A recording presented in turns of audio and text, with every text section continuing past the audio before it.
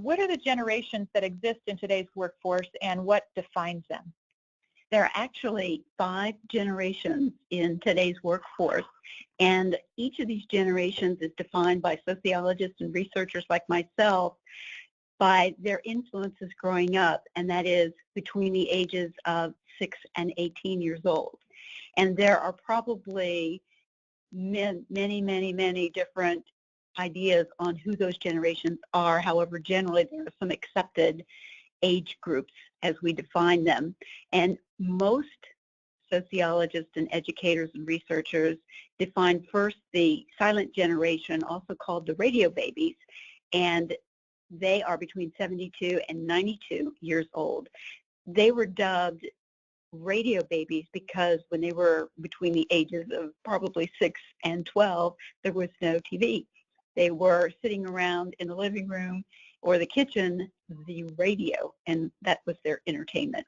The next generation would be baby boomers, and called baby boomers because this group between 53 and 71 has 77 million people. So Johnny came marching home from World War II, and one of the ways he and Mrs. Johnny celebrated was by having lots of children, 77 million of us.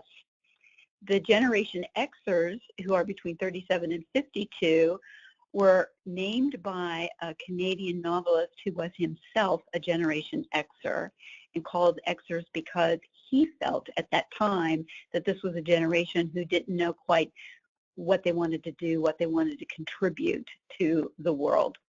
Generation Y, or the millennials, is a group that's between 22 and 36 years old, often dubbed at the beginning Generation Y because they ask a lot of questions.